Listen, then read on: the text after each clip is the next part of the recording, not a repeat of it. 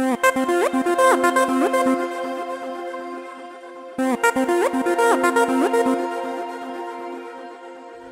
and welcome to the Geek Legion of Doom. This is the superhero movie review, and we have a look at the movie X-Men First Class. So X-Men First Class is directed by McAvoy and really is the origin story of the X-Men. And we've got pretty much an entirely new cast here. It takes place in the 60s around the Cuban Missile Crisis, and it really tells the story of sort of Charles Xavier and Magneto's sort of first encounter. They sort of become friends ultimately, and form the X-Men to kind of try and defeat the Hellfire Club, who is led by Kevin Bacon's Sebastian Shaw, who actually captured Magneto when he was a young boy and kind of tortured him.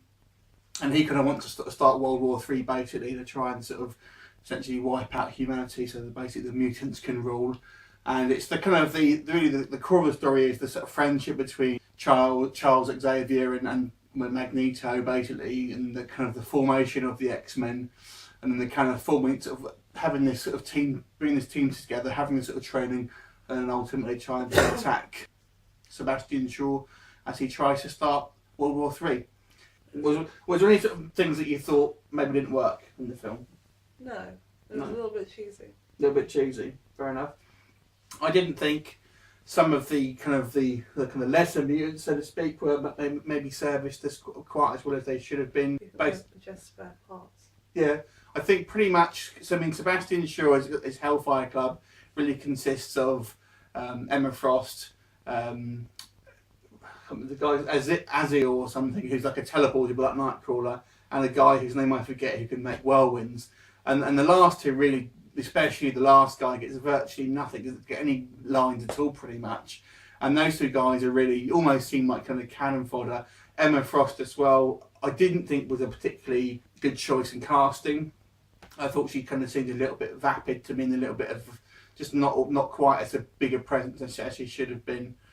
I feel on some of the X-Men side as well, the characters were a little bit shortchanged. For example, Banshee, Havoc, certainly Angel, and obviously Darwin as well. Now you've got Mystique, obviously played by Jennifer Lawrence, who I think is awesome in this role. She's got a good chemistry with Beast. I think another problem I have that this film kind of messes up some of the continuity with other X-Men films to a certain degree as well.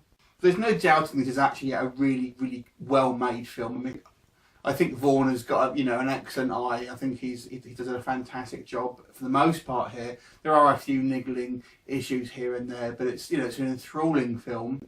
Certainly for the main characters, fantastic character development, and you really got a sort of sense of where each of these sort of the main characters, at least, where they're coming from. I guess the other thing, Sebastian Shaw, played by Kevin Bacon, I don't think was a particularly good villain for this one. I kind of would have maybe liked them to have made the Hellfire Club a little bit more like it was in the actual comics, but that's more of a personal preference than anything else. And I also didn't think the CGI sometimes was all that particularly good. That was crap. Yeah. Now when the plane rolled onto the beach, see the little palm trees bending with little toy palm trees. Yeah, I mean, especially when Emma Frost turned into her sort of like diamond form. I mean, this film has not been all that long, so I think it didn't look particularly good in the CGI's then. I didn't think Beast looked particularly. I think it was more to do with the design, to be fair. And there was a couple of instances here and there. I mean, I thought there's certain bits where I think it looks pretty decent. There are areas I think sometimes the CGI. I think the missiles look a bit at the end as well. They look a little bit. I mean, it's a big budget film, so you would expect sort of, pretty good CGI effects. I mean, they weren't terrible, but I maybe felt like the CGI wasn't particularly good.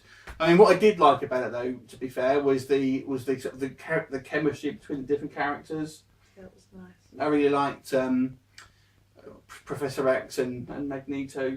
You get a real sort of sense of camaraderie and the sort of the bond between them. I thought was really good. Who do you think was the best sort of performance-wise? Magneto. Yeah, Michael Fassbender. Yeah, you got a bit of a thing for him, though, I take it. No, fair enough. Okay. Well, I thought he was great. I thought he did a great job. Probably my favourite scene in the film is actually where he goes into that pub in Argentina.